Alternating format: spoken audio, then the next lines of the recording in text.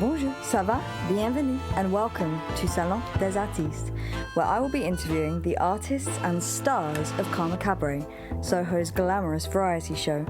Je suis votre compère. I am your host, Miss Jessica Booty, and without further ado, may the conversation commence.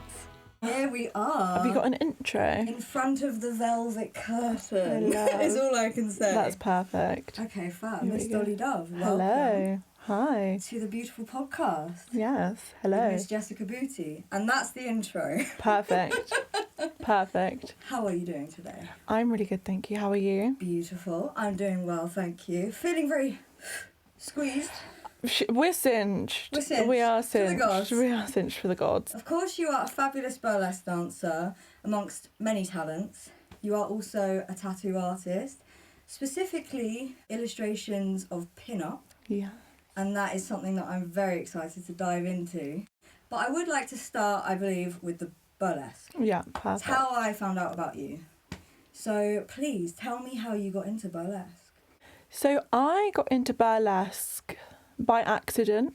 Okay. It wasn't an intentional in that moment. It actually started from, I just finished my tattoo apprenticeship and I was feeling quite lost with where to go directionally with my artwork. And I had been drawing a lot of illustrations of fashion, sort of Fredericks of Hollywood fashion illustrations from like the 50s and 60s, and I'd been drawing a lot of that, and I was actually looking to take a course in fashion illustration. Okay. And I'd always wanted to perform. I'd always wanted to, oh my god, do you want to start that again? Do you want to start it again? No. Are you sure? Yeah, I'll take that clip out. Yeah, I'd always wanted to perform and I knew I was always going to do it. Yeah. However, with tattooing, there's such a strict route of getting into tattooing and your progression as an artist. It's quite a old school industry in that way. Right.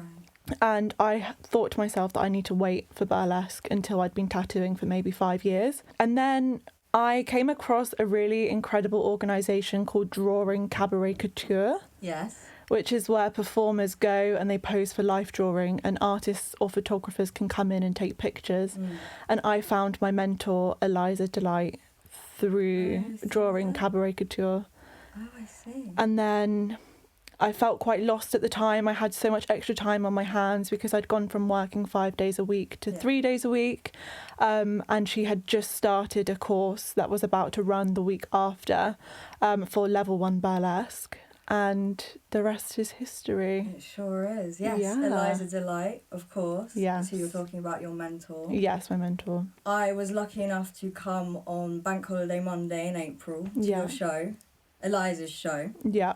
And you were featured in it. You were one of the students. Yeah, I was one of the graduates coming back. So it was really nice that with that gig actually, because it was almost a year since I debuted with her on the exact same stage with the exact same act. Yeah. And coming back a year later to do it again was really special. Nice full circle moment. Oh, so full circle. And of course, the debut act was your Dove act. Yes, my Dove The dance. dancing Dove? Dove dance. The Dove dance. We can be a dancing dove. I mean, you are dancing and you The are dove is dancing. just a gorgeous dove up there. Yes. That's really what drew me to you, that act. It's really special. Thank you. And also, I just feel it's like there's couture on your body, you know? Like, Yeah. it's stunning. Thank you. I think I just found out about you on Instagram. I don't think we met in person, and that's how I... No, I don't think so. I think it was definitely via Instagram. Yeah, I think it was. And then I met you at the Big Queer Social for the first time. Yes. But we'd already spoken prior to that. Yes, we had. So going back to working with Eliza, what was that like? Oh, incredible. She's an incredible... She's a talent in the industry. She is, and it's actually funny because I'm so into the universe. I went onto her account and she was posing, or had posed, with her Hedy Lamarr act. And I had just come maybe a year or so out of my degree, where I wrote my dissertation and my whole university degree was on Hedy Lamarr. Oh, really? It was on Hedy Lamarr amongst other women from old Hollywood, the golden age, but specifically Hedy Lamarr, and the fact that she had created the act from Ziegfeld Girls, and she was what I had drawn, felt so organic and natural for me to go to her as a mentor.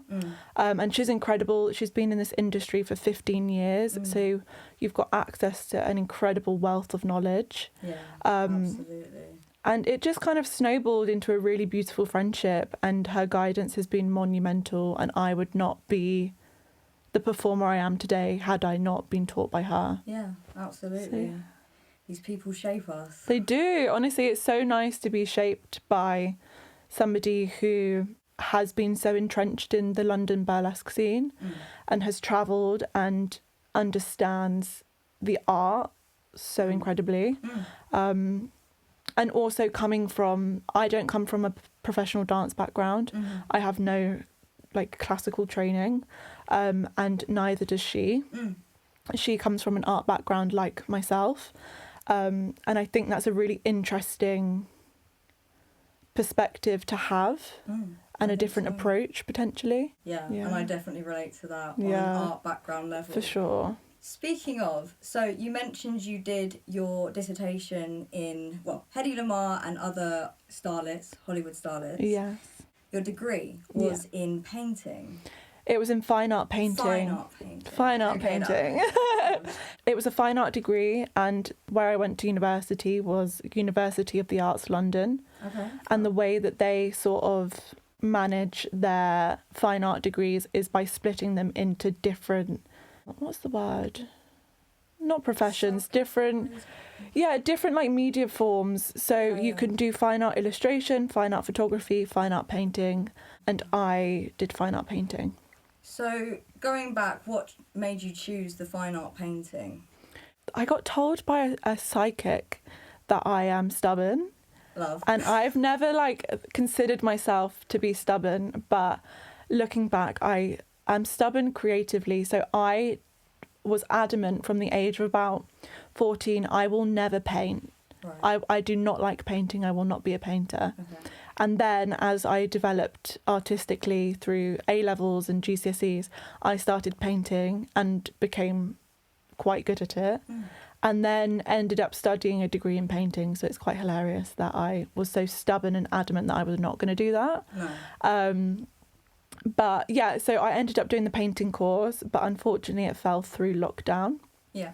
So it made the medium quite hard because I used to do sort of huge, large-scale canvases of realistic portraiture. But obviously moving to working at home because of lockdown and the restrictions, it really changed my craft because I couldn't do these large-scale paintings, nor could I oil paint at home because the chemicals of it would make you quite poorly. Yeah.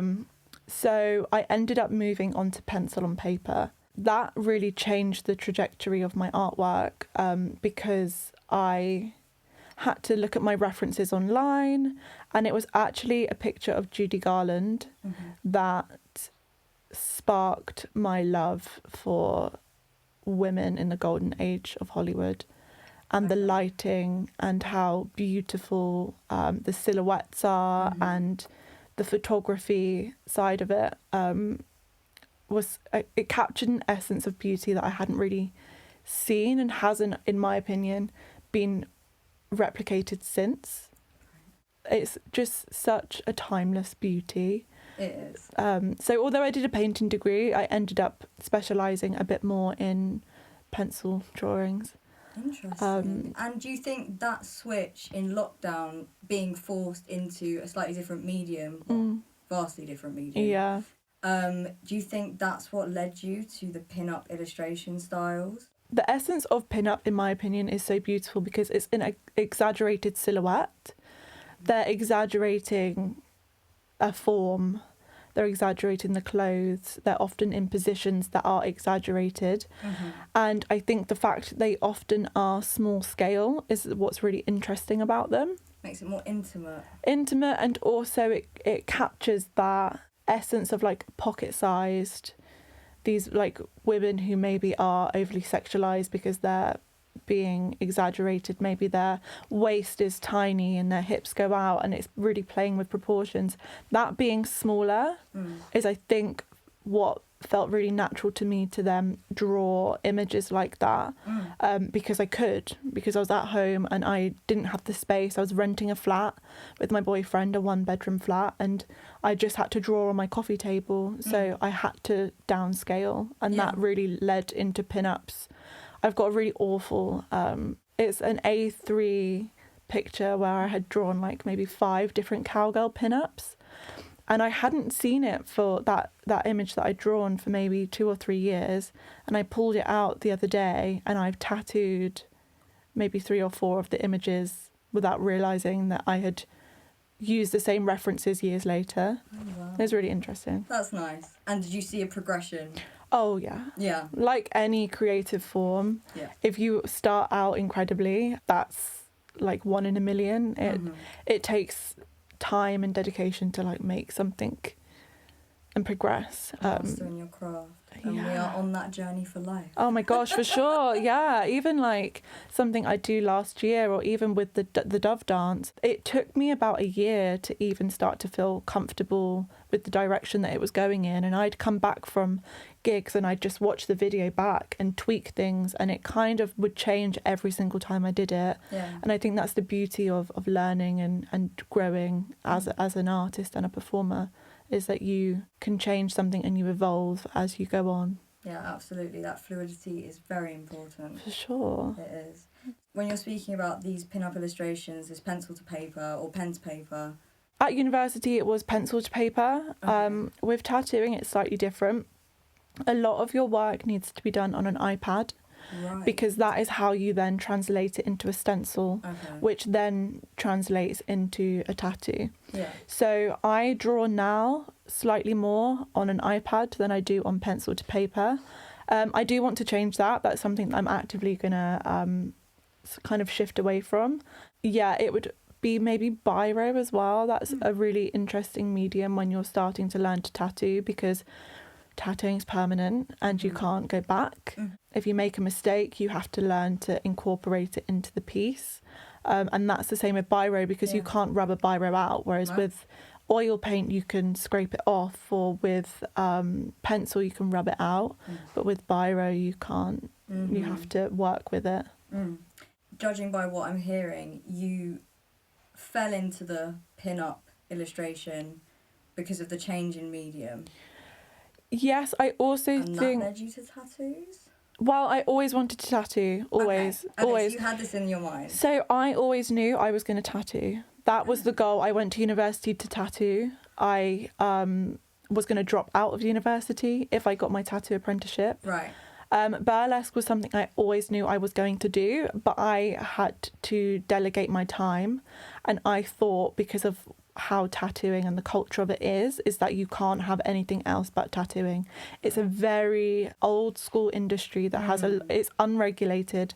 There's no rules.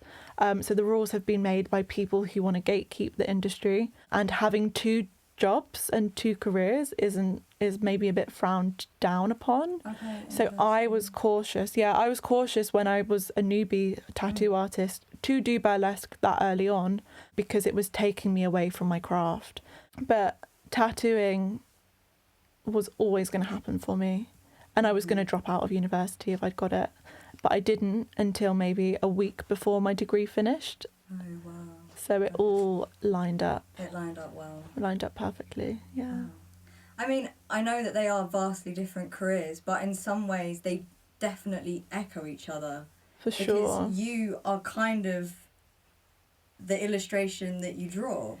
Yeah, it's really interesting, and I think that's why I started off with the Dove dance being like a 1930s-esque. I really heavily referenced Ginger Rogers in Swing Time. Okay. There's a scene and a still image that I saw first, actually, where she's in this beautiful ivory gown and she's got an ivory cape and she's holding it up. And I knew that I was going to do a dove because of my name, Dolly Dove, which we can for sure go into. But the Dove I knew was going to happen because of that. And I think that comes more from my degree rather than tattooing. That sort of old Hollywood film, golden age of Hollywood act came from probably my degree and studying these women and studying that time period. Whereas Sweet Felina, which I'm in now, I would say is more of a reflection of me as a tattoo artist. Yeah. And more a nod to these fetish pin-up illustrations that I tattoo. Yeah. So Sweet Felina is a reference. And could you finish my sentence? To The Sweet Gwendolyn by John Willie. Yes. The Adventures of Sweet Gwendolyn is a book that has been illustrated by a fetish artist, John Willie. And he is probably one of my biggest inspirations as an artist. He was around from like the 50s and 60s, and he would just draw really obscure and exaggerated fetish illustrations for a publication called Bazaar, which was like a fetish magazine. Was that created by him, self-created? I don't think he created Bazaar. I don't want to speak wrong. I don't think he created Bazaar. I think he illustrated in Bazaar. Right. But he and another artist called Eddie... Anyway, another artist. It's called Eddie, I think his name was. That's really bad of me. They created The Adventures of Sweet Gwendolyn, which is a story following somebody called Gwendolyn. So Sweet Felina came out of that because I wanted to nod to the exaggerated silhouettes of these fetish illustrations. And Sweet Felina the name came from Sweet Gwendolyn, but I had leopard print on me. So Felina came from feline, cat, leopard, Sweet Felina. Okay. That's where she came from. Absolutely. And when you choose the music, does the inspiration come first and then you're kind of finding music that works? I mean, obviously, it doesn't always happen one way with each act. Creatively, I think I would prefer to have the music first. Right. However, with both the Dove Dance and Sweet Felina, the concept came before the music. And it was really important with me for both to get music that echoed the essence of the act. So I remember it took me months to find a song for the Dove Dance because I wanted to nod to doves. It needed to be in that sort of 1930s, 40s, 50s-esque music genre. The choice is... And then they needed to merge together because a burlesque act needs to be typically over 4 minutes. Right. My ideal burlesque act, and both of them are 5 minutes. Okay. So finding a song that is 5 minutes is borderline impossible, but also finding two songs from the same era-ish that merge together that are talking about the same subject was really hard.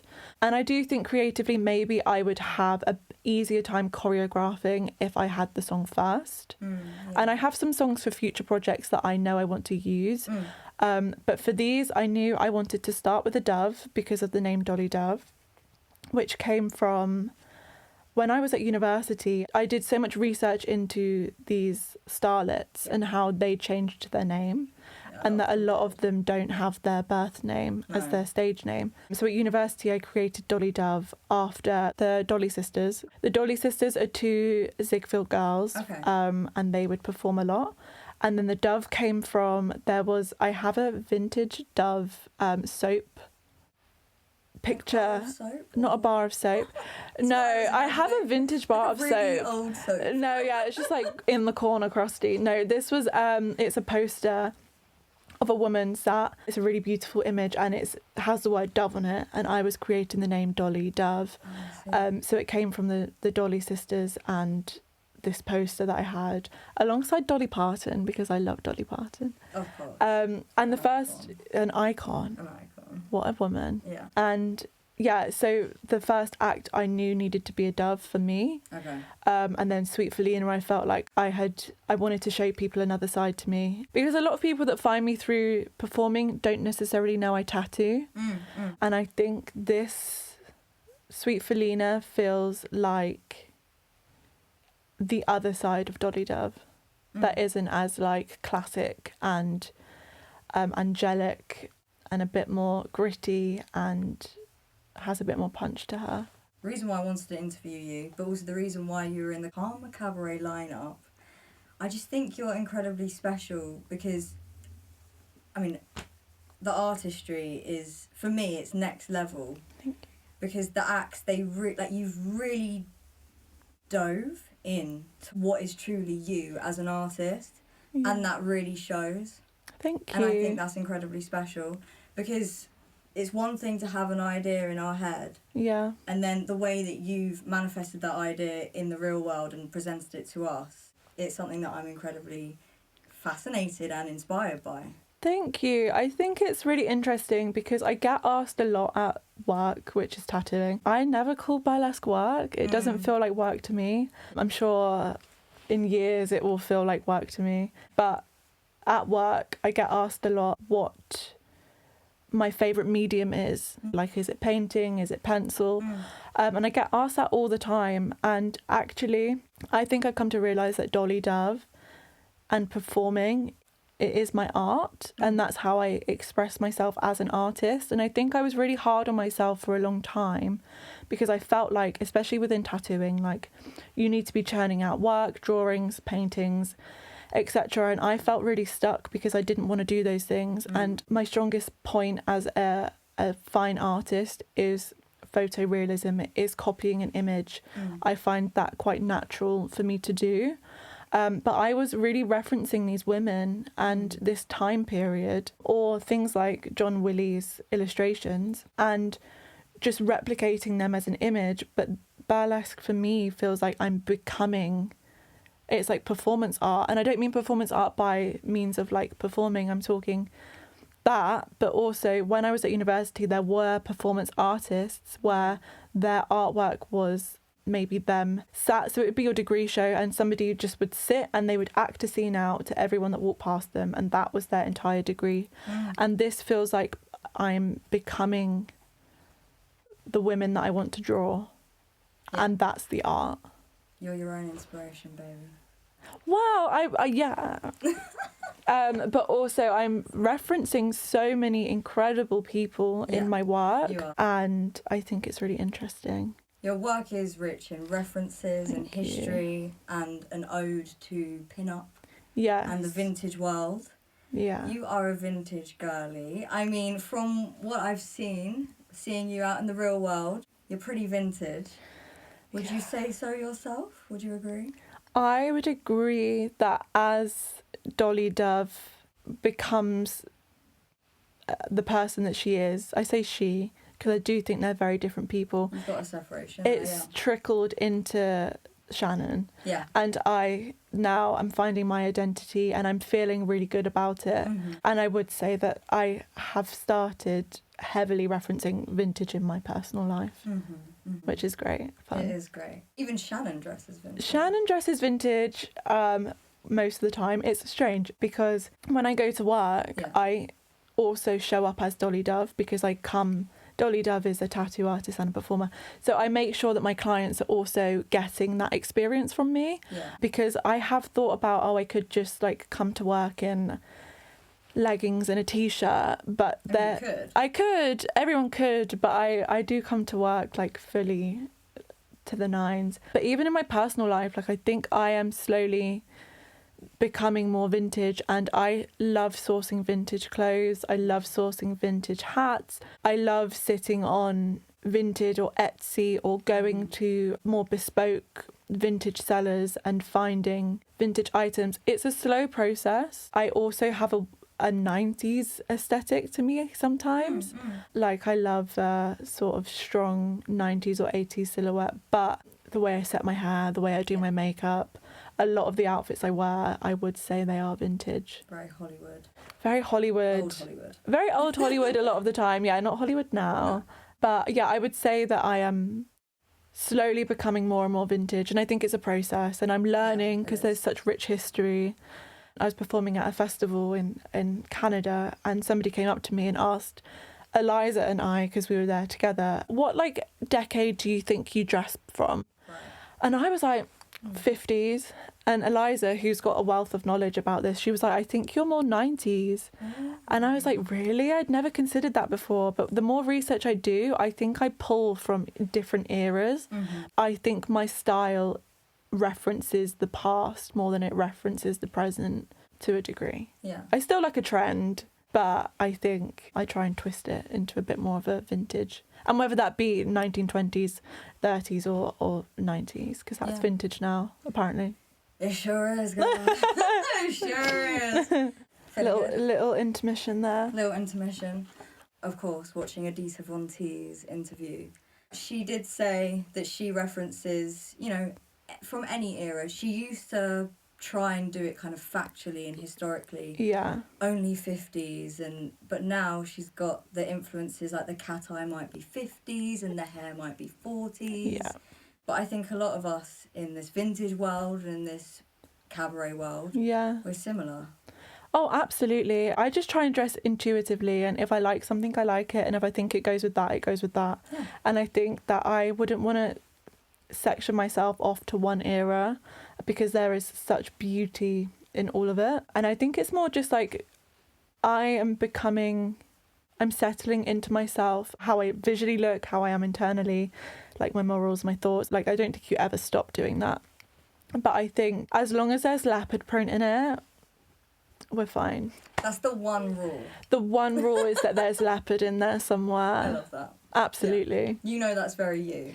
Oh my God, yeah. Dolly Dove was a pattern. It would be leopard. And this is what I'm saying, because she would be leopard, but I think for a while with the Dove, people didn't expect that from her, me. I am so picky with my colours of green that I had to source a chartreuse. So this is what we're talking about. We're talking this chartreuse. Gorgeous sweet Felina. The sweet Felina outfit. is chartreuse, not gold. No. Because it showed up on stage gold and everyone said, I love your gold suit. And I was thinking, oh my God. The chartreuse. This is chartreuse. Oh. One of those. It's chartreuse. But she is chartreuse. And this was such a hard fabric to find. Really? How did you source it? There's a really lovely little spot in London, in West London, which is far away from me, but worth it. It's called Goldhawk Road. And Goldhawk Road is a street full of fabric shops and haberdasheries. Oh, wow. And it's the most fun day ever. I just go with an idea and I go and get samples from every single fabric shop, collect them, and I sit in a coffee shop and I look through my colours and then I pick a fabric. This sounds like such a good day. It was such a good day, and with this act I knew I wanted it to be green. I wanted it to be chartreuse because that is my favourite colour. And I could not for the life of me find it in any of the shops. And there was one shop that I saw and I said to my partner, I said, I'm not going to go in there, like that doesn't look like it will have what I want. Right at the end I was really frustrated. I was like, I'm going to have to do it in a raspberry shade because that was the other option. And I was like, I don't want it to be raspberry. I really wanted it to be green. But let me just have one look in this shop. And at the back of this shop in the corner was this fabric. And there wasn't much of it left. Oh my gosh. So you got just enough. I got just enough. Thank God. Yeah. That's another thing I wanted to show with my Dove dance. I love that act. That will always feel very me. And I don't want people to think that isn't me, because that is 100% me. That's where I started. I didn't do fetish illustrations before. It was always just like old Hollywood. But I really wanted to play around with colour. And I felt like, because the whole act was ivory, I really wanted to have a really interesting pop of colour that I didn't and couldn't have with that act. Well, I think they're two very, very gorgeous acts, and Thank you. Don't need to be similar to be fabulous. I think similar, we wouldn't be able to show this multifaceted side to you. Thank you. Because like every human, an artist is just as multifaceted. Yeah. I mean, when we look at, say, I have a background in music, so sometimes I go back to thinking about pop artists. Yeah. And maybe they would, it's very on brand, everything's a brand. That kind of can sometimes take away from the true fact that everyone is multifaceted. We're like an onion. We've got layers. That was a Shrek reference. You know how I didn't even know that was a Shrek reference? That's a Shrek reference. Well, there we go. That's a Shrek reference. That's so good. I'm dressed very Shrek today. Yeah, this is like a Shrek reference. This is Shrek core. But yeah, I completely agree with you, and I think that I could have boxed myself into I will only be a classic performer, and I would say Sweet Felina it's classic leaning, like it's still a like high glam act, but I wanted to make sure that I showed, even stylistically, the songs are completely different. The way I move is completely different, and it's been a challenge for me as somebody with no technical background to switch my movement to something a bit more sharp and punctual and dynamic rather than flowy, elegant and poised. I mean, they're both poised, but in very different ways. And I think it's really interesting and important as a performer to show every side of you. We have so many interests, and I don't ever want to become just a burlesque performer or just a tattoo artist or just a painter or just a drawer. I want to just be an artist, and I think we'll always be artists. It's such an incredible art form, burlesque. And when I said I accidentally fell into it, it was beyond intentional. It was always going to happen. I think the timing was accidental. I wasn't searching for it in that moment, and it kind of just snowballed from there. Yeah, absolutely. So I would like to talk a little bit about the competitions. Yes. So you recently won the Zürich Burlesque Festival. I did. That's incredible. Can you tell me about the experience? Absolutely. So it was a really beautifully run show called Ohh La La Cherie, run by an incredible woman called Emma Milan. And she hosts the Zurich Burlesque Festival. Now, with burlesque, you can take different routes, but what was always encouraged to me and what felt natural to me was to go international, because each scene, I've noticed everywhere I go, everywhere I've travelled, is completely different. And you may go on a stage and perform my Dove to a room full of people that want comedy, but it's interesting for them to see that. So I've done quite a few competitions, but with the competition I just did in Zurich, it was specifically classic burlesque. And that's what drew me to it, because I think classic burlesque it's so oversaturated, beautifully so. There are so many people that have trailblazed classic burlesque and have done it well. And potentially it's harder as a newcomer to knock classic burlesque on the head because it's been done and it's been done well, and you don't want to like step on anyone's toes or anything like that. But going to a specific classic burlesque competition was really interesting to me, because I thought this is specifically what I know the Dove sits in. Competitions, I think, can be hard, and there's a lot of conversations about whether they should still exist within burlesque. Interesting. Because everyone's so different. You've got neo-burlesque, you've got classic burlesque, you've got boylesque, you've got people that sit in between, you've got... Everything is so incredible, and how would you ever judge two acts next to each other? If one's comedy, one's classic. If one's neo and one's comedy, or if it's in between, how do you ever compare the two and judge that? Because it's not fair, in my opinion. A lot of the time it's all subjective to the judges. So with Zurich it was interesting because I thought, well, I'm going somewhere where I feel comfortable. I know that classic is where I sit, and it was such a beautiful production, such a pinch me moment, and I ended up winning the Rising Star of Classic Burlesque. Gorgeous. And I'm so pleased. Honestly, I didn't expect it, and I know everyone says that when I do competitions, because most international festivals that you do, or most burlesque festivals, if you're a newcomer under 3 years, you'll always be put in the competition. It's just part of it. Right. Almost every international show I've done has been a competition, and you never expect to win, because that's not why I applied. I applied to just perform in that country or with that show or with that producer, and you just get put into the competition. So I never go in hoping to win, but the fact that I won was really, really lovely. Yeah, just the cherry on top. Oh my God, for sure. Absolutely. Oh my God, snap. So competition-wise, so you've been abroad to perform multiple times. Yeah. So Zurich. Yeah. Canada.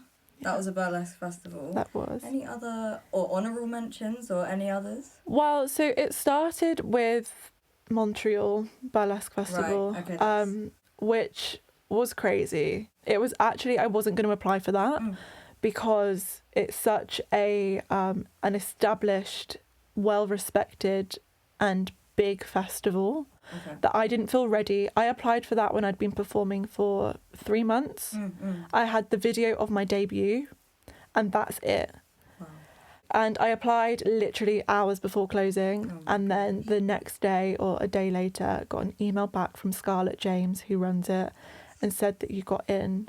And not only did I get in, I got in onto the Saturday night as well, which was really lovely. Is that the main show? That's the main show. Okay. I mean, they're both the main show. Right. I didn't compete in Canada, which was really lovely.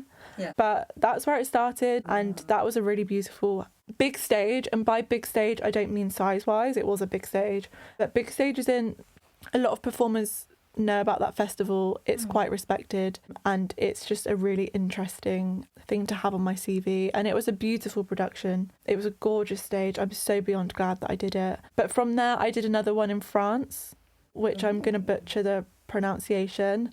I've spoken to a lot of French people. I can't do the French accent. I can't speak French. I'm learning it on Duolingo. Love. But it's called, in a British accent, Sacre Burlesque Festival.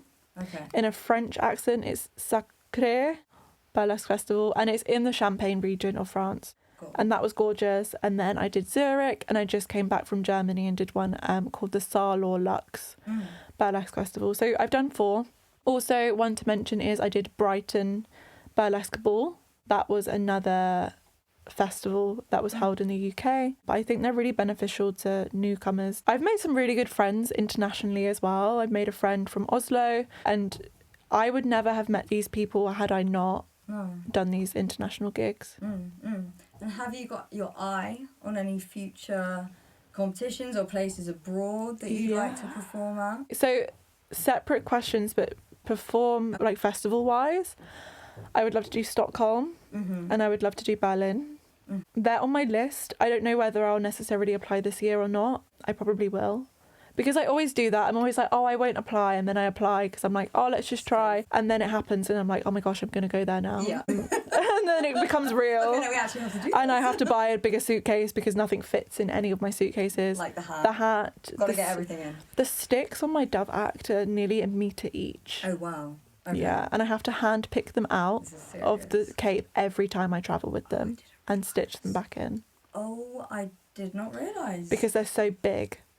Wow. Yeah, so it's, Anyway, but I would also love to perform outside of festivals. I'd love to do New York. Yeah. I would love to do New Orleans. Of course. And I would love to just do Berlin in general anyway. Switzerland, Zurich was incredible. I love that city so much. Oh, wow. So I would love to go back to Switzerland as well. Yeah. So I would like to talk about your beauty secrets. Sounds gorgeous. Because you're fabulous. Very vintage inspired, and it takes effort. It takes even just to learn the hair. Oh my God, it takes some time. You're preaching to the choir, honestly. Yeah, I've had some horrible hair days. Yeah, we've had to go through it to get to where we are. Absolutely, with our hair. it's a trust the process. Absolutely. So have you got any tips? What's your process with the hair, for example? Yeah, the hair has become my entire personality. So I'm okay. Yeah, relate. Mood. I am not naturally a redhead. Are you not? No, did you not see my brow, girl. Did you not see my roots when I came in? No, I did not. Have a look when this hat comes off. I was too busy looking at everything else. My roots are awful. Anyway, so I'm naturally a brunette, and when I moved away from home when I was 18, I felt like I needed to change everything in my life, and I dyed my hair orange. It was bright orange for okay, so very not this shade, not copper. It was bright orange, tangerine dream, like it was vibrant, and that snowballed. It started. I had like a fringe and a shag, like a really mullety shag. I had a fringe and a shag. A fringe and a shag, same boo. Mood, yeah. 18, fresh into London. My boyfriend, fringe and a shag. No,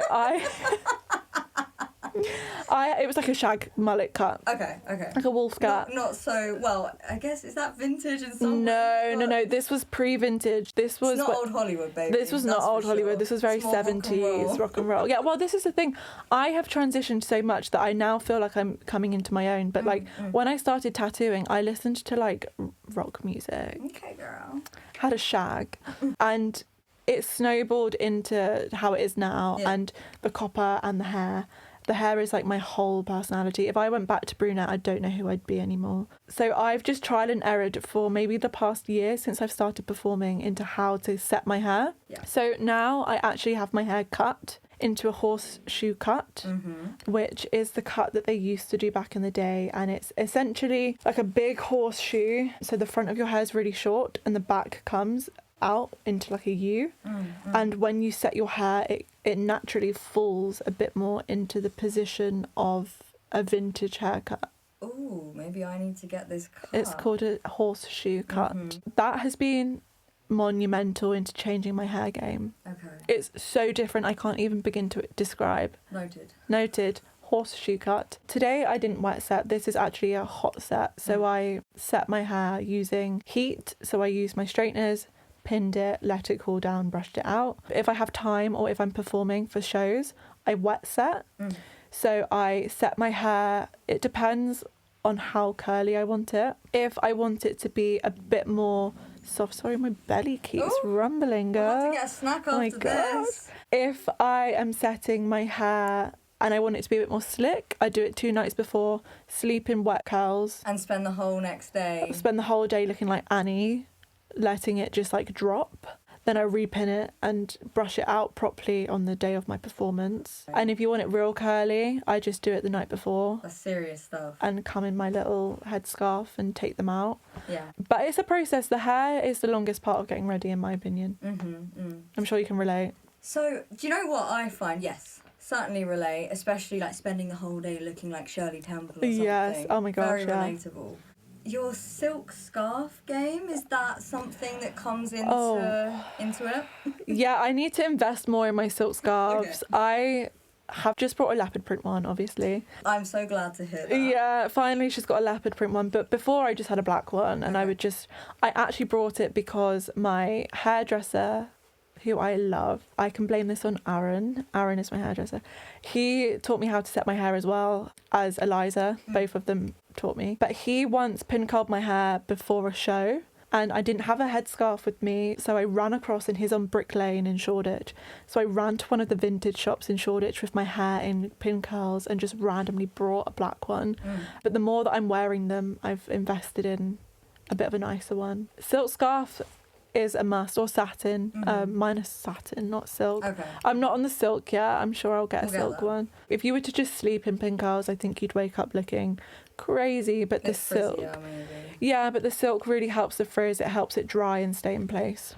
Yeah, absolutely. Yeah. Again, today I did a heat set, Yeah.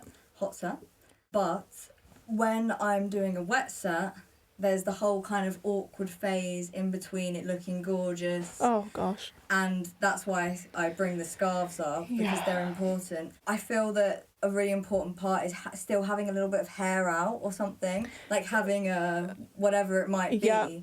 What do you do for, say, the fringe? The fringe is always out. To make it look cute. The fringe is always out. And funny you should say that, because I oftentimes am tattooing before a gig. So for Karma Cabaret, I was tattooing that day and then came straight to the gig. So I am sitting in front of my clients with my rollers in and a headscarf on, and I have to look presentable. So my ideal is to take the fringe out. I will take them out of the rollers as well and just finger roll them. And then I leave all of the other ones in and just have that front section out to frame your face, because otherwise I literally look crazy. We all need a frame. We all need a We all frame. need a frame. For sure. And when you say rollers, what kind do you use or tend to use? I have tried all of them. Okay. And it's been trial and error, but I would say foam rollers are the absolute best. And you sleep in those? I sleep in foam rollers. The commitment. The commitment's real. Wow. Sleep in them. But to be honest, because they're foam, they kind of flatten out when your head hits the pillow. Okay. But that just is what works for me. I mean, I know a lot of other people do like finger curls, so they'll wrap their hair around their fingers and pin it with like a bobby pin. That's a new skill. That's a whole other skill. But I'm just a foam roller. There are some really incredible tutorials on YouTube that I did follow at the start. But yeah. And how about the makeup? Is that something that just developed, or did you have references for it? Makeup's really interesting because I was a makeup artist before I was a tattoo artist. I mean, she's a painter, like, paint the face. Paint the face. Yeah, I used to work on makeup counters, so makeup has always been something really that I'm really interested in.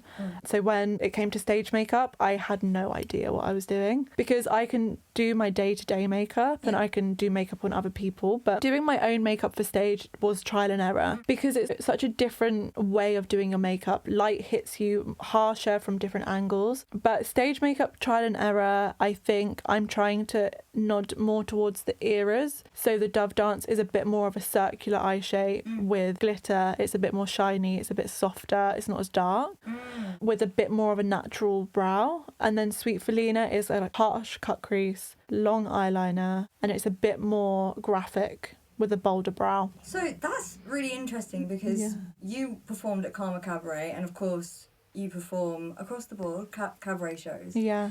But when it comes to performing at a show where you've got to do 2 acts, what is that like going from, you know, one look to the next? You've kind of got to get a technique going there, I feel. For sure. Trial and error. Absolutely. And Karma was the first time. So Sweet Felina is so new. This act has been performed twice on stage. Okay. That is something that I hadn't considered prior to your show, and I had to consider. So if I'm performing just Sweet Felina, that's the makeup I'll do. If I'm performing just the Dove dance, that's what I'll do. But for that show, I even had to figure out how to set my hair differently because one's a side fringe and one's a middle part. Oh, wow. Yeah, you're right. It is. Yeah. So I've kind of screwed myself over there. Details. But I would say for when I'm doing the 2, I go in between. So it will be maybe a cut crease, not all the way, and it will be a bit more elongated to create that cat eye, but still be able to work for both of them. They're very similar, same colour palette. Okay. Everything like that. The lips the same, everything's the same. It's just maybe if I'm doing them in one night, I'll do something a bit more pulled out, but still could be a 1930s-esque. Okay, so you makeup. find a medium. You don't kind of try to do The 2. one look and then try to do the Oh, other. that would not work for me. That's terrifying. But you need to know what works for you, and that's really important. The fringe is something that I've just learned, actually, because at your show I did the Dove with the side part. Oh, okay. And it doesn't work with the side part. And it's good to know. And it's good to know. It's trial and error, honestly. It is. And I think there's a big thing, what I talk to quite a few performers, and we always talk about like, oh, it was embarrassing when I did this on stage, or when this went wrong, or when X or Y happens. And I try not to stress out about it because it's always going to teach you something. So the fact that I did the Dove with a side part, and because the headdress is symmetrical, it didn't look as clean as maybe if it was a centre part. These are just things that I pick up on and nobody noticed. But they're always going to teach you something. Yeah, they will. Little intermission. Yes. Going back to the acts, can you give me a breakdown of the Dove act and Sweet Felina? Absolutely. So the Dove was the first act, and it's a very old Hollywood classic act with Isis wings. So Isis wings are a piece of costume with a cape, typically, with 2 sticks, and you pick the sticks up and there's loads of excess fabric attached to the sticks, and you create movement with the fabric. So I wanted to create 2 dove wings, and they're what the dance is about. And that came to me quite organically. However, the actual image came from Swing Time with Ginger Rogers, and the image of her with her cape up. And from there, I had to try and find the music, and I wanted to have something that nodded to doves and to be from that era. So I found Fly Me to the Moon and Lullaby of Birdland. They integrate very well together, and they are both, I'm so pleased. It was so hard to find songs that matched. You did well. And that like changed the vibe, because the song starts out very angelic. It's very slow. It's a slow burn. There's not a lot of movement until the wings come out. But then I still wanted it to be a little bit sexy. So Lullaby of Birdland is a bit more jazzy, a bit punchier. And the costuming came from, I really heavily nod to that costume of Ginger Rogers. So it's a fishtail maxi dress with some embellishment that comes down the centre, the cape, the dove headdress, and then the corset embellishment just came very naturally to me. I created a bit of a swirl pattern. There's not loads of rhinestones on it. It is a sparkly costume. The corset is quite stripped back, which I thought, again, nodded to her dress, which has very little shine to it. And yeah, the movement's very angelic, very slow, quite poised, and then goes a bit punchier and a bit more upbeat. Gorgeous. It is a graceful, stunning act. Thank you. And then juxtaposing it with the gorgeous Sweet Felina, our dark horse, perhaps. Yeah. I would say dark horse is a great word to use as a reference, because there's quite a lot of John Willie's work which is inspired by equestrian couture. Wow. Yeah. That's interesting. It's really interesting. So this whole act is a combination of John Willie Fetish, Schiaparelli specifically. I love Schiaparelli. and equestrian couture. But I am not really a horse gal. I'm a leopard gal. I love that girl. So the crop is a nod to the equestrian side of it. There's a lot of like, they call it pony play and things like that within John Willie and within the fetish community. And I wanted to nod to that in a way that felt more organic to me. So the silhouette is very Schiaparelli, and then you've got the nod to the equestrian in there. Absolutely. Which is great. And then the song is a lot punchier. Yeah. It's Pain by Boy Harsher. And it's a very like gritty, bassy, It is. voguey kind of song. Yeah. Voguey. I don't even think that's a word. But you know what I mean. Or voguing. Voguing, yeah. And I actually really heavily referenced and watched a lot of Madonna, specifically in Vogue, with her movements. And I reference even in Boy Harsher in a lot of her music videos, it's the movement that's a bit more structured, not as flowy. The hands aren't necessarily twisting as they do with the Dove dance. It's a bit more like punchy. And I'm just really pleased with how they both sit together. I love the variety. That's what I love. For sure. Gorgeous. So, of course, these fabulous acts, they were performed at Karma Cabaret, which is a cabaret show that I produce in Soho at the Karma Sanctum Soho Hotel. Gorgeous place. And you performed, well, you actually debuted Sweet Felina, and I feel incredibly lucky that we got your debut for Sweet Felina. Because I genuinely say this from the heart, I feel that that is my favourite act that I've ever seen someone do.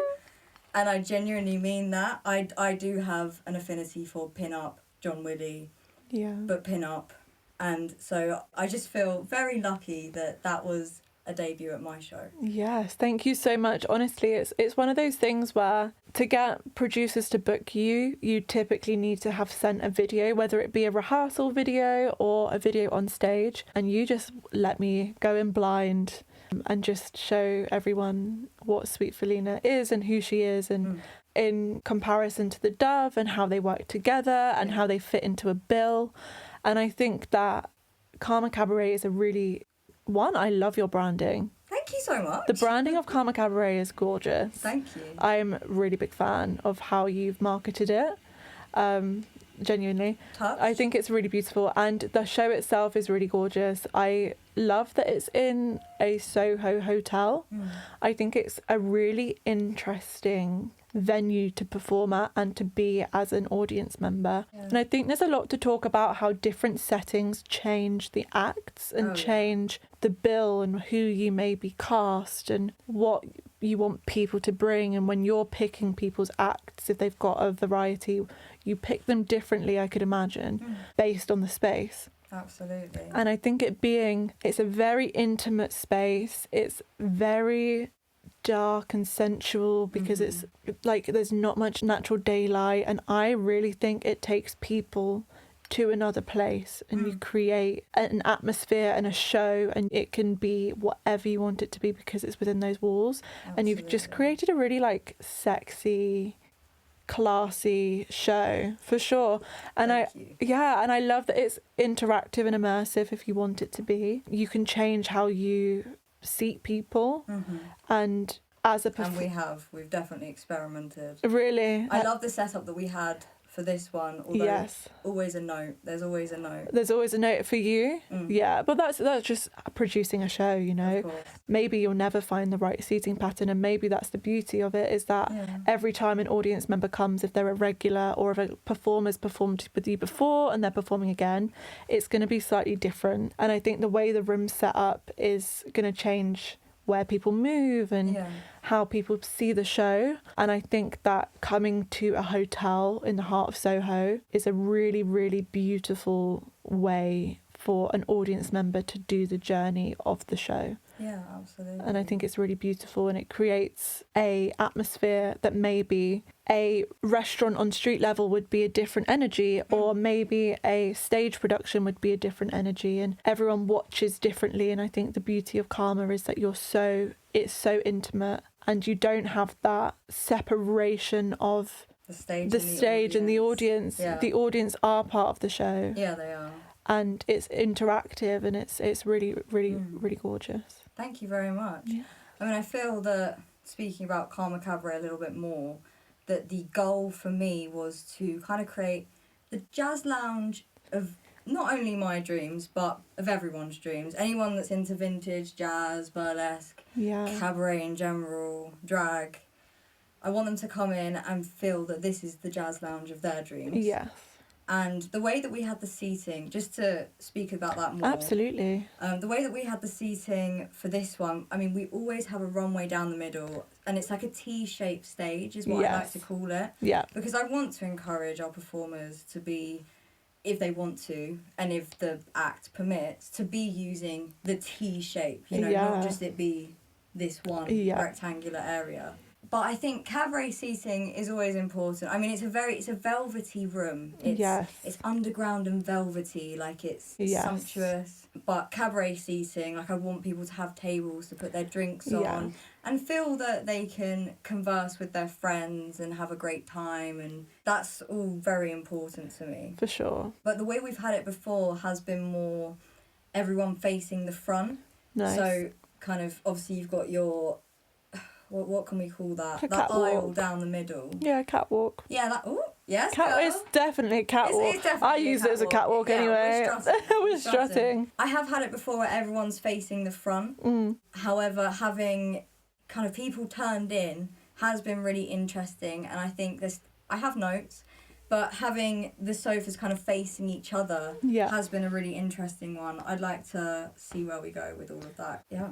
It's very interesting. It is, and I think it's really nice. That go into producing. Yeah, I mean, I could sit here all day and talk to you about that. I'm fascinated. Good. But I think you've done an incredible job at the whole thing. Yeah, the show, the marketing, the branding, the interaction and communication from your end has been incredible. And I think it's definitely worth going to if you're an audience member out there and you want to go and see a cabaret show. You get an incredible lineup every time. And it's really nice that it's a variety show.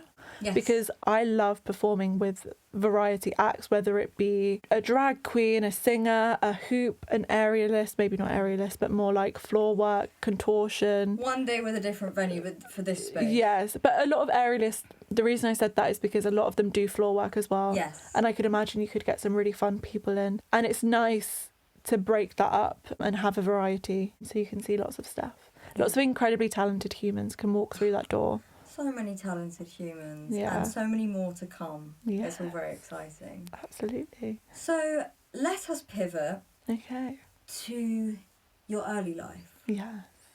Shannon or Dolly, as she was flourishing as a child. Mm-hmm. I don't know where it started for you, but your creative journey, can you tell me more about that in your early life as a creative? For sure. It's really interesting because it wasn't until recently that I had realised where Dolly Dove came from. And I spent a lot of time with my grandparents when I was a kid, and they would always put me in front of The Wizard of Oz when I was younger, and that's all I'd watch. But they didn't have the full film because they'd recorded it on like a recording. I don't even know. I'm such a Gen Z. I'm like, what are those black things called that people film stuff on? Video, babe. Yeah, well, they I had. believe. Yeah, I'm like one of those, and they missed the ending of it, so I never saw the ending.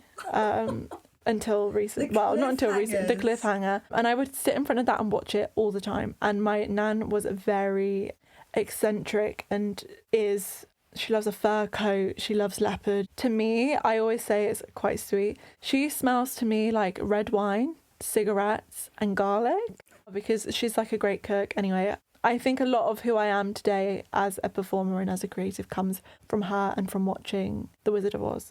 That kind of like opulence that she has is, I think, where it comes from. And I absolutely adore Judy Garland with my whole heart. She is my favourite woman ever to exist.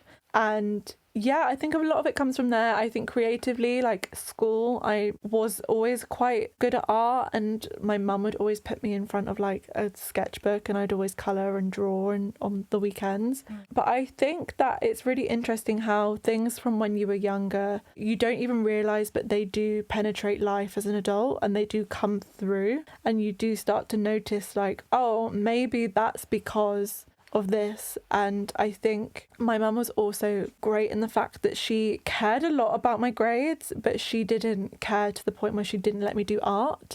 And I think a lot of parents would rather their children not do maybe art or dance. I did do dance as a GCSE, but that's not classically trained. But she let me just do whatever I want, take whichever path I want to take. If I wanted to draw and do art, she let me do that. She didn't ever once tell me I couldn't do it or wouldn't be good at it. I come from a really supportive and uplifting household, which is really lovely. That's beautiful. Yeah. That's really lovely.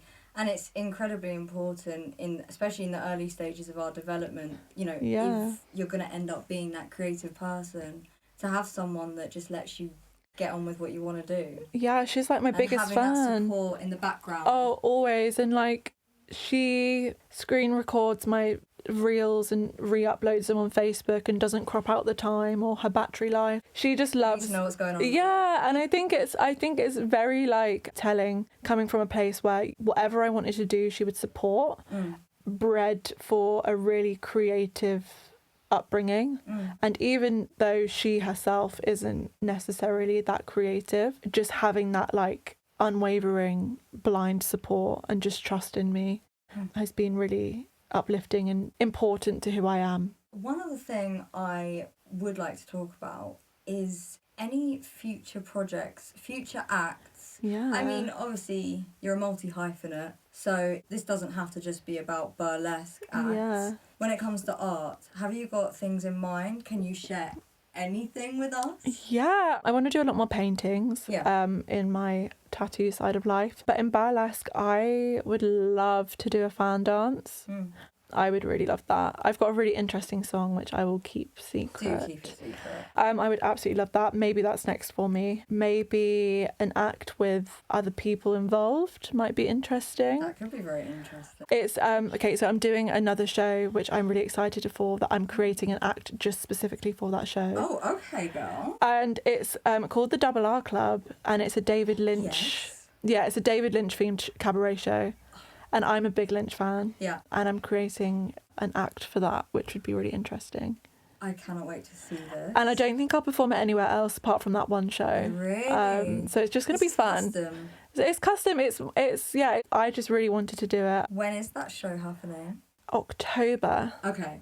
So I've got time. Honestly, I am so glad that I had you come Thank and you. be the first guest Yeah. on this new podcast, this cabaret and art and jazz and vintage themed podcast. Yes. I'm beyond grateful. So thank you so much, Dolly, for your time today. Thank you for having me. I've had the best time, and I think it's a really beautiful platform that you're creating. And I don't think there's much of it out there. And I think it's nice to get to know the people behind the performer, because we've all got such vast lives and, like you said, such a variety of attributes to us outside of just performing. So yeah, thank you so much. I loved it. Thank you very much. And that concludes the interview. Yeah. Oh my God, you did it. You did it. How fun is that? That was fun. That was so much fun. Yay. Thank you so much for watching this episode of Salon Des Artistes. You can find all the artist links below. Je suis votre compère. I am your host, Miss Jessica Booty. And until next time, au revoir.